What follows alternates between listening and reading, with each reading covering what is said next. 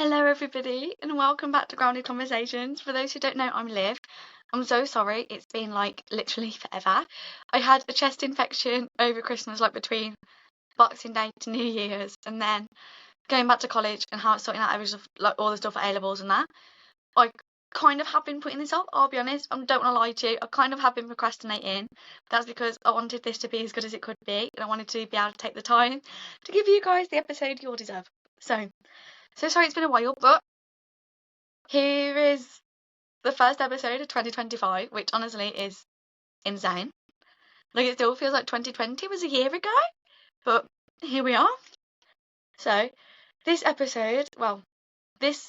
series of episodes is going to be lessons learned lessons I learned from 2024. So, the first one, which we have today, is focus on what you can control, which, I'll be honest, this series of lessons learned is more like lesson learning, because it's like I've learned, like, it's like I know the lessons that obviously I'm going to tell all you guys and share with you, but at the same time I'm still learning all of them, because it is very hard as well to focus on what you can control and to stop getting in your head and to stop stressing about the things you can't necessarily control. Especially, I'm such an overthinker.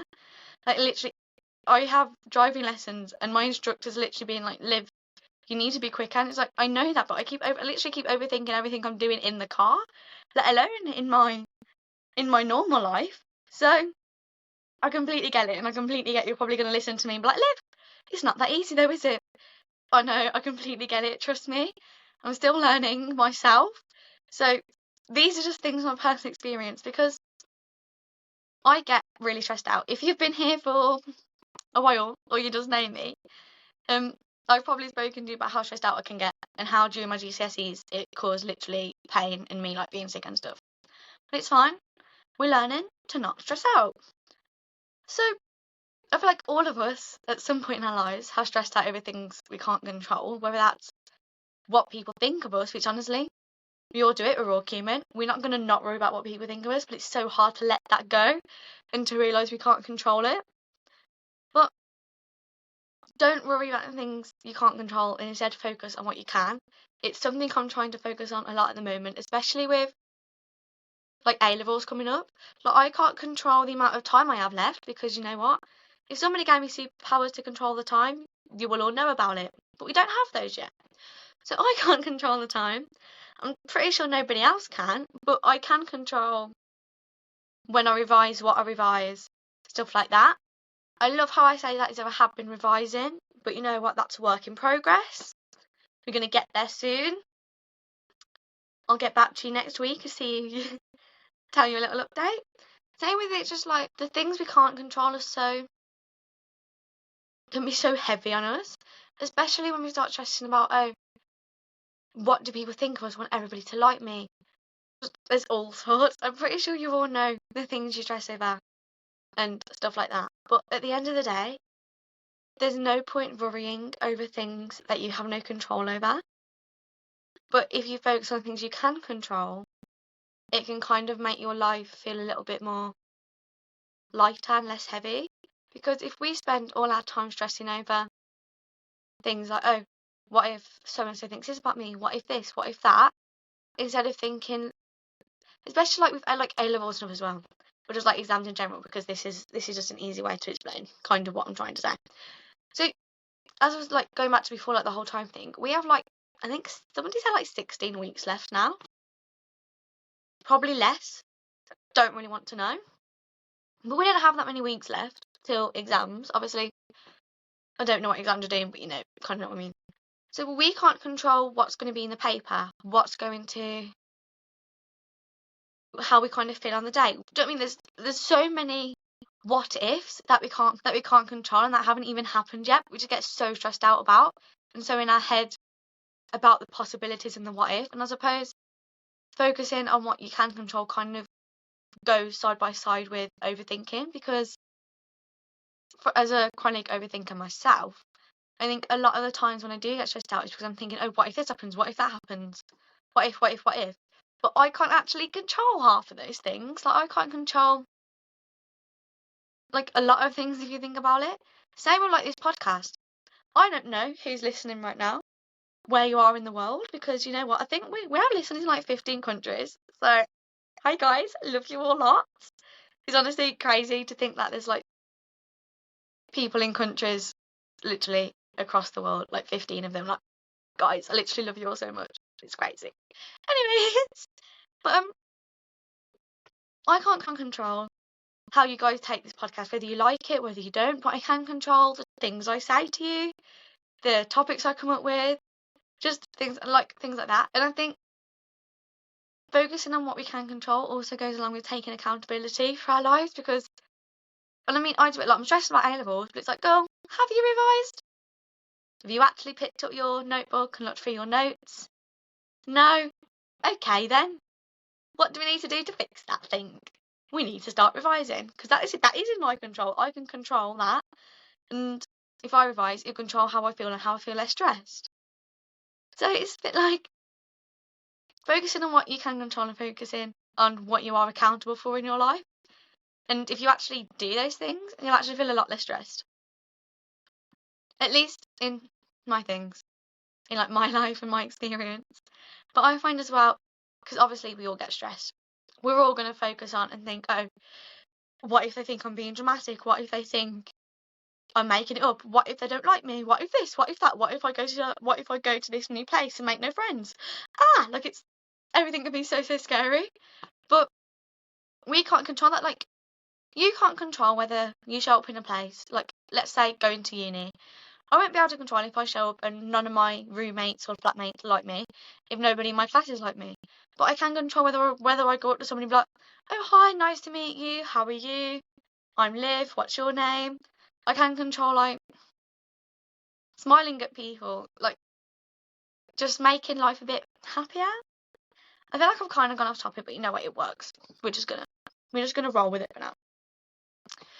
But I find meditating when things do get, because there's so much in life we can't control and also so much we can. And when we realise, oh shit, I could have done something to actually sort that problem out and I didn't, it can feel a bit shitty. So, and out of our hands and out of our control and really stressing. Like, but one thing I find really helpful is meditating. And I know for a lot of people it's like, what the fuck? Meditating is the most boringest thing on the planet. But you know what? I highly disagree. I literally try to do it. I try to do at least 5 minutes daily. You don't need to do like 15, 20 minute, 1 hour long meditations, because I'll be honest, I don't think I could do an hour long meditation. The longest I could do is probably 20 minutes on a really, really particular certain day. I usually go for about 5 to 10, 15 max usually. Or usually 5, quick and easy. But I find just being able to like take a breath. People that don't meditate are gonna be like, what is she on? But being able to like take a breath and control my breathing and my thoughts really helps a lot. And just learning how to get a thought in my head, acknowledge it, and be like, okay, I see you, see the thought, move it to the side. Don't need to worry about that right now. I did a meditation the other day where it's like you close your eyes and imagined all your thoughts are kind of pieces of paper like scattered about on the floor, desk, wherever you imagined. Pieces of paper that were your thoughts, and kind of all scattered about. And then during the meditation, so like you're like obviously breathing at the same time, you go through and you pick up all the pieces of paper, put them in a nice neat pile, then put them in like a cabinet to store away. So they're not gone, they're not deleted, you haven't ignored them. You just pick them up, tidied them up, put them away, so whenever you need the thought, whenever you need to go back to it, it's there. And it's all ready for you. And I find that really helpful, because I think for me, when I feel like things aren't in my control and everything's going crazy a million miles an hour, being able to collect my thoughts up and put them in one place and kind of just reflect on them, it helps a lot. I do as well sometimes when it is really like, gosh, I'm really stressing out. Gosh, please help, please help me. What the fuck is going on? I get a piece of paper on my lovely trusty whiteboard and write down all the thoughts that are popping up in my head, because when you're writing it down, it slows your thoughts down anyways, because you're obviously focusing on writing the thing you just thought. And then you can go back afterwards and look back at them. And I find as well, when I am getting a little bit more stressed out, something that helps me is writing down like the things I need for the day or things I need to remember on my whiteboard, so it frees up a bit of my brain energy so I can focus on the things I can control rather than thinking shit, I need to remember my calculator tomorrow. I need to do this. I need to remember this. If I write it down, get to-do list, it kind of makes everything a little bit more easier. And I mean, somebody in my family told me the once, because they had to do like counselling with them, but that doesn't matter, that their counsellor basically told them, so close your eyes, feel free to do this with me because I have closed my eyes now, so you know what, let's just go for it. So imagine a tree. On the tree is all the things you're worrying about, or like all the things in your life. They're all the leaves. So think about all the things you're worrying about as all the leaves, and then imagine the things you can't control falling off. Just all the leaves falling to the ground. Not on your tree anymore, because you can't worry about them, so you don't need to stress. Because they're not on your tree. They're not attached to your branches. They're not your leaves anymore. They're gone. So, obviously, I feel like you could find somebody that did it better than me. Because I'm not a professional at this, but it's fine. But I feel like we all do it. We all worry about things we can't control, and it's so hard to focus on the things we can. But I am learning to and trying my best to. And something I found really helpful recently is just praying to God about the things that are worrying me and stressing me out. And be like, God, my Father, this is worrying me. This is really stressing me out. I don't know what to do with this. And then trusting God with it and trusting God to... Oh, you can see my cat in the background, by the way. Sorry. And then just trusting God with it and trusting God to fix it and to help me feel less stressed out. And obviously, I know there's no possible way all you listening are Christians or follow religion or whatever. But even if, like, whatever you believe in, whatever spirit, the universe, whatever it is, if you just trust that being or that world or universe with it, it makes you feel so much stressed out. And if you have faith that actually just like, oh, I'm going to trust my God with it, they have it now, it's in their hands, I don't need to worry, they've got this, they've got me, they've got my back. And it makes me feel so much lighter and so much more relieved anyways. I also think just taking a moment to write down your thoughts, think about, I can control this, I can't control that, and just taking a moment to reflect and breathe on everything it's actually so good. But even just like spending a few minutes a day to reflect, journal, I find gratitude, honestly, get a gratitude journal, guys. Or even, I have an app on my phone. If you search gratitude journal on the App Store, there's a couple. I have this app on my phone, which I haven't used in a while, but it's fine. Because I have like my little notebook as well. So I try to spend like at least one night a week or as many as I can, just writing down, mind mapping, listing, whatever, the things I'm grateful for in that day. And whether it's just something like, oh, the bus came on time today. I didn't have to wait in the cold as long. For my cat, I don't think you can see her anymore, but she is just like behind there. And then it's like, oh, I saw my friends today. Just even like the sky looked pretty today. I had really nice garlic bread today. It snowed today, how cool. Just anything as little or as big. Because knowing everything you have in life, it makes you see more of the good in life, I find. And it just helps you think, actually, I'm doing quite well. Everything's great, everything's fine. So I'm worried, so I'm stressed right now. I still have all these good things to focus on. I still have all this good and greatness in my life. And it's just a really great task and thing to kind of do. So I highly recommend it. But also, because I saw a thing online before as well, a couple months ago, that was like, if tomorrow, had to get my thoughts together then. If tomorrow you were only left with all the things you were grateful for today, what would you have left? And it just really makes you think, it's like, well, actually, I'm grateful for the house I live in. I'm grateful for having clothes, having warm. I'm grateful for the water I have, the food I have, my friends, my family. Because a lot of, like, it's kind of like they're saying as well, it's like your life, your current life is somebody else's dream life. So be grateful for everything you have, because you honestly don't have a clue what you have unless you look and try and find the good in everything. And I saw this person online,